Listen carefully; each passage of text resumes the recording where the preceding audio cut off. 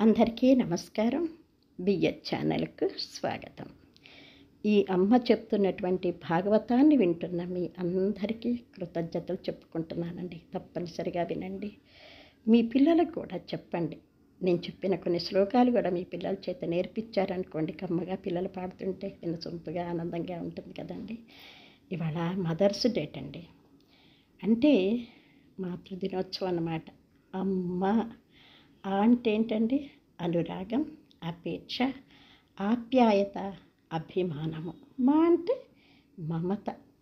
అనురాగము, అపేక్ష, ఆప్యాయతకు, మమతకు ప్రతిరూపమే అమ్మ. అమ్మని గౌరవించండి. అమ్మ మాటకి విలువ ఇవ్వండి. ఒక్కరోజే కదండి, సంవత్సరానికి ఒక్కరోజే చెప్పటం కాదు, లైఫ్ లాంగ్ కూడా అమ్మతోటి కాస్త ప్రేమగా మాట్లాడండి. అమ్మని ప్రేమగా చూసుకోండి. అంతకంటే ఏం కోరుకుంటుందండి అమ్మ. మరి మనం ఇంకా కథలోకి వచ్చేద్దామండి. మహాభాగవతంలోని ద్వితీయ స్కంధంలో ఉన్నామండి మనము. ప్రహ్లాదుడు, హిరణ్యకశిపుని కుమారుడైనటువంటి ప్రహ్లాదుడు గంజాయి వనంలో తులసి మొక్కలాగా రాక్షస జాతిలో అపురూపంగా పుట్టాడనమాట. నారద మహర్షి అనుగ్రహం వల్ల నారాయణ మంత్రాన్ని చూపిస్తూ ఆయన యొక్క అనుగ్రహాన్ని పొందాడు ప్రహ్లాదుడు. తండ్రి దగ్గర నారాయణ మంత్రాన్ని చదువుతూ నారాయణ మంత్రాన్ని మాటిమాటికి అంటుండేసరికి ప్రహ్లాదుడి కోపం వచ్చింది. అతన్ని ఎంతో బాధ పెట్టేశాడు. ఆఖరికి ఎక్కడున్నాడరా నీ హరి చూపించు అంటున్నాడు.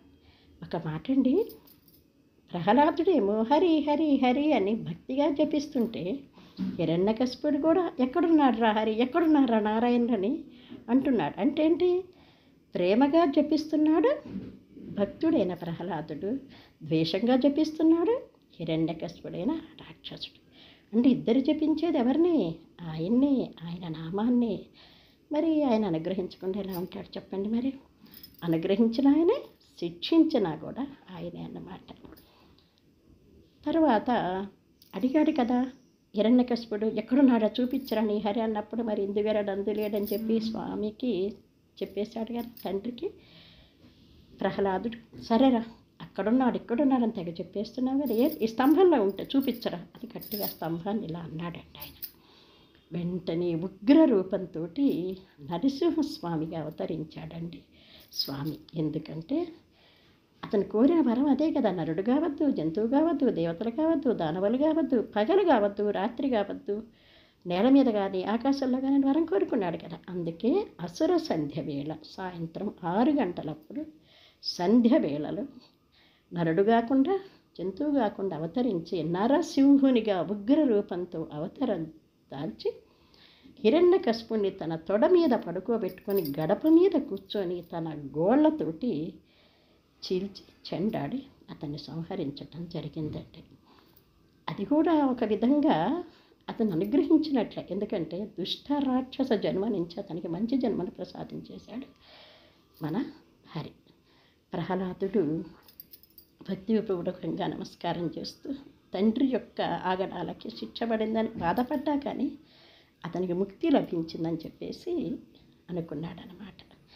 తర్వాత భయంకరాకారునైనటువంటి ఆ అవతారాన్ని మరి శాంతింపచేయాలంటే ఎవరి వల్ల అవుతుందండి? అమ్మవారి వల్ల కదా. అందుకే మహాలక్ష్మీదేవి చెంచులక్ష్మిగా అవతరించింది కదా. ఆ తల్లి ఆయనని ప్రసన్నం చేసుకుందండి. ఉగ్ర నరసింహస్వామిని ప్రసన్న రూపంగా ఆమె మార్చుకుంది. దేవతలందరూ కూడా భక్తి శ్రద్ధలతోటి ఆ శ్రీమన్నారాయణుడైనటువంటి నరసింహస్వామిని అందరూ కూడా చక్కగా పొగిడి ఆయన యొక్క ఉగ్ర రూపాన్ని శాంతింపచేశారండి. ఆయన లక్ష్మీ నరసింహస్వామి అయినాడనమాట. నరసింహస్వామి అవతారంలో ఉన్నటువంటి విష్ణువుని ఎవరైతే కనుక ఆరాధన చేస్తారోనండి, రోగాలు ఉపశమనం కలుగుతుందట, భయాలు తొలుగుతాయిట, దుష్ట శక్తుల పీడ, దుష్ట రాక్షసుల పీడ తొలుగుతుందటండి. కాబట్టి ఓం ఉగ్రం వీరం మహావిష్ణుం జ్వలంతం సర్వతోముఖం నృసింహం భీషణం భద్రం మృత్యుం నమామ్యహం అనే శ్లోకాన్ని చదివినట్లయితే అపమృత్యు దోషాలు తొలుగుతాయిటండి.